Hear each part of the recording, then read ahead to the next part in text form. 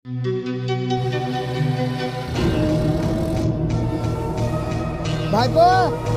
একটু থামো তো। বলেন। কোথা থেকে আসছো ভাইপো?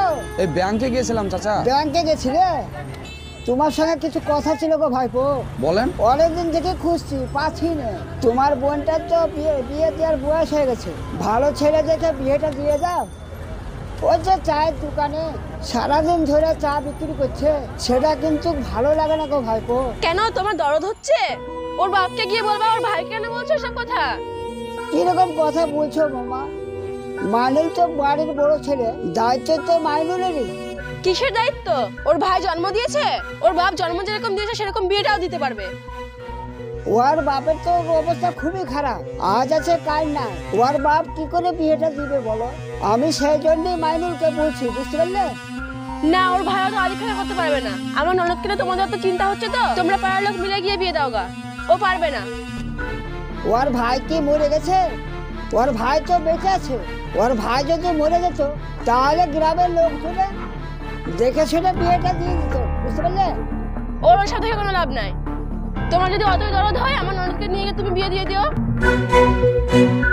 এই কথাটা ঠিক বলে না বৌমা। এই চলো তো, ফালতু লোক সব। চাচা থাকো তাহলে। যাও তাহলে।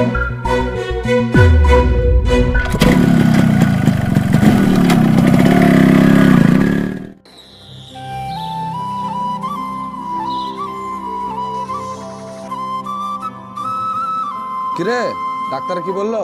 ডাক্তার আবার কি বলবে? আব্বার কিডনিতে পাথর হয়েছে, অপারেশন করতে 40,000 টাকা লাগবে। তুই 30,000 টাকা দিস, আমাকে 10,000 টাকা গুছা নিয়েছে, দিয়ে আব্বার অপারেশনটা করবো। টাকা দিস মানে?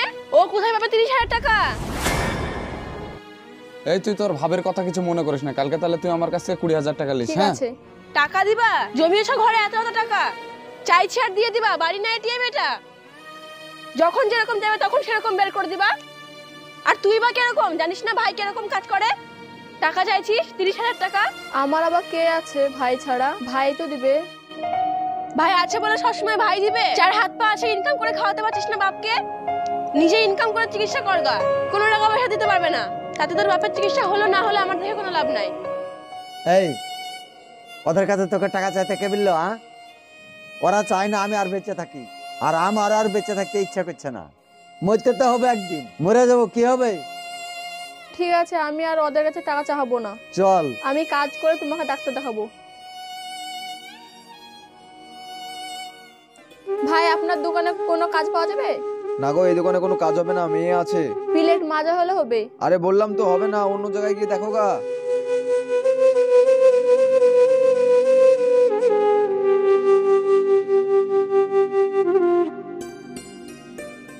তুই এখানে কি করছিস? আব্বার অপারেশন করতে 40,000 টাকা লাগবে, তার জন্য কাজ খুঁজতে এসেছিলাম। এখানে তো পেলাম না, অন্য জায়গায় দেখি। তাই রে, আজ আমায় কত ছোট মনে হয়েছে জানিস? নিজে বড় হয়েও আজ তোর আমি কোনো হেল্প করতে পারছি না। কাল তোর ভাবে তোকে কত অপমান না করলো, আর আমি দাঁড়িয়ে চুপচাপ শুনলাম। আমার কাছে টাকা থেকেও তোকে আমি দিতে পারলাম না। তুই কিছু মনে করিস না, হ্যাঁ? আমি তোকে কিছু টাকা দিছি, তুই ছোটখাটো একটা চায়ের দোকান বা যে কোনো একটা ছোট ব্যবসা কর, দিয়ে সংসারটা চালা, আর আব্বার অপারেশনটা তুই কর। এই টাকাটা রাখ। না, আমি নিব না, ভাবি দেখলে আমাকে বকবে। আরে তোর ভাবি কিছু বলবে না, তুই রাখ। না না, আমি নিব আরে না। এটা তোর ভাবির টাকা না রে, এটা আমার নিজস্ব। 100 টাকা 100 টাকা করে লুকিয়ে থুয়েছিলাম, গুছানি টাকা। এটা রাখ, যে কোনো একটা ব্যবসা করবি তুই।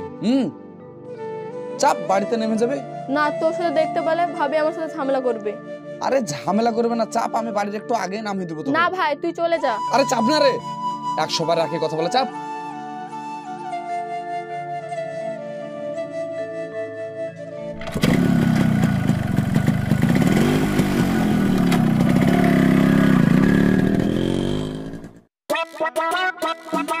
আজকে ওই ছেলেটা খুব জ্বালা ছিল, ওর হাত পা ভেঙে বেডে শুয়ে দিছি। ওই লালমণি, একটা খাঁটি গরুর দুধের চা দে তো। এই আজকাল না তোর দুধের চা খেয়ে আর মুখে লাগছে না জানিস, একটা ভালো করে চা বানি খাওয়া। কটা? দুটো দে। দুটো? দাঁড়া। বলছি যে ওদিকে যদি কিছু হয় তাহলে ঝামেলাটা মিটিয়ে দিস। আরে আমি তো আছি, ও তো ভয় করছিস কেন তুই?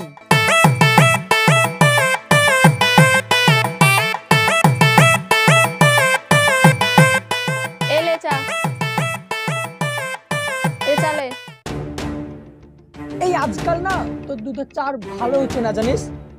তোর কাছে যদি দুধ না থাকে তুই আমাকে বলবি, আমি ঘোষের কাছ থেকে ভালো খাঁটি দুধ এনে দেবো। আর তুই তো জানিস আমি তোর প্রত্যেক দিনকার কাস্টমার, আর তুই এইভাবে দুধে পানি মেশানো চা খাওয়াচ্ছিস। হাতটা ছেড়ে কথা বল।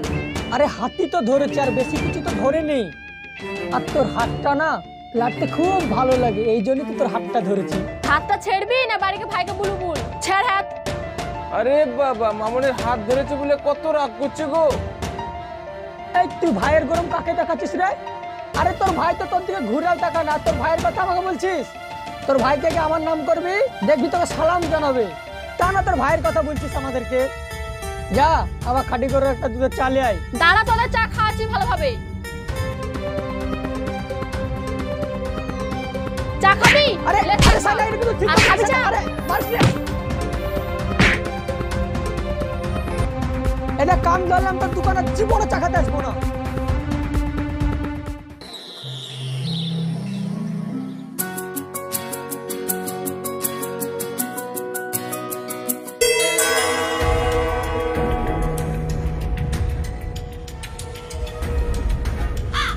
এই গরম ভাত দুটো আব্বাকে খাই দে।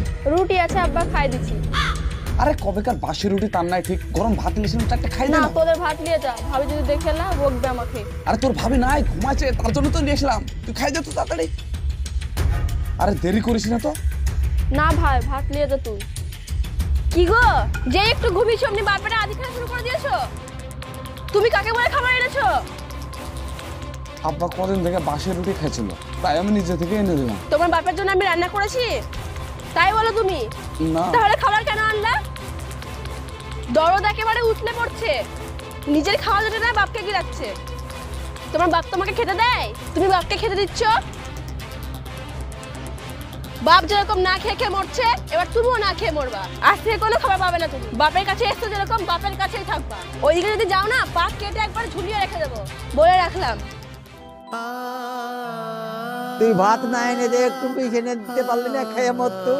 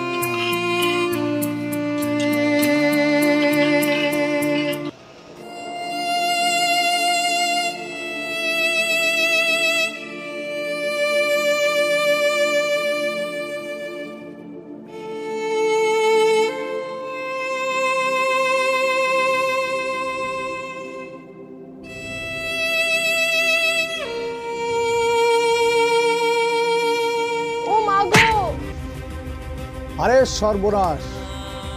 এই মেয়ে ছেলে, তোমার বাড়ি কোথায়? এর তো ওই পাড়ায়। এই ভাটায় তুমি কতদিন থেকে কাজ করছো? 3 মাস থেকে। তুমি মেয়ে ছেলে হয়ে ভাটায় কাজ করতে এসছো কেন?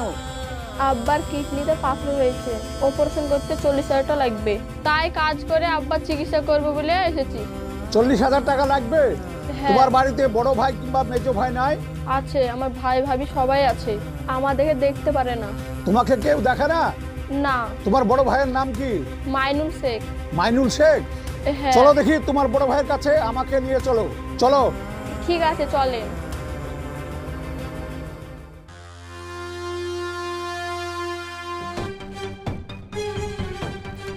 এই বাড়িতে কে আছো?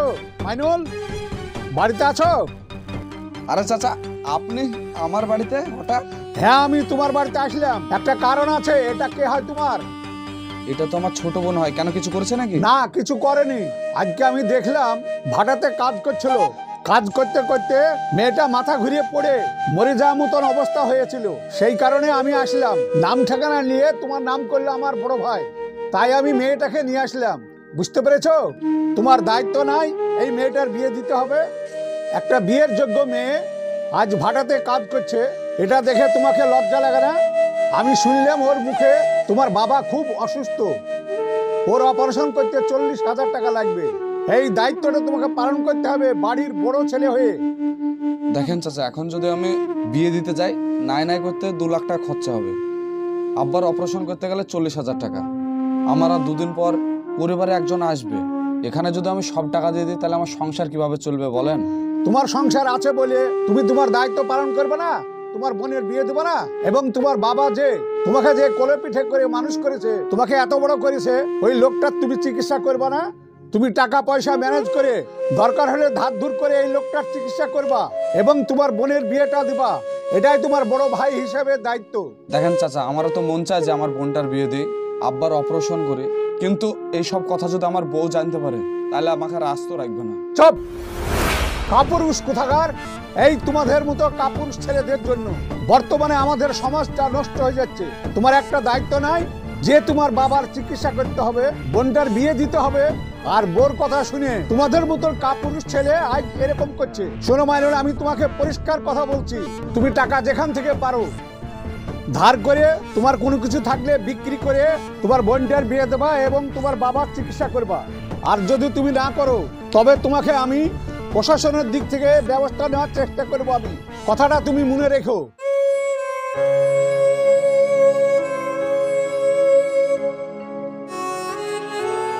উঠো আব্বা। বর্তমান সমাজে এইরকম ঘটনা কিন্তু অনেক পরিবারেই ঘটে। বড় ভাই মেজ ভাই থাকার সত্ত্বেও কিন্তু বাড়ির ছোট বোন অনাথের মতন রাস্তায় রাস্তায় ঘুরে বেড়ায়, অন্যান্য বাড়িতে চাকরের ঝিয়ের কাজ করে বেড়ায়। এইসব ভাইদের কি করা উচিত আপনারা কমেন্ট করে জানান। সো ভালো থাকবেন, সুস্থ থাকবেন, দেখা হচ্ছে আপনাদের সঙ্গে আবার নেক্সট পার্টে।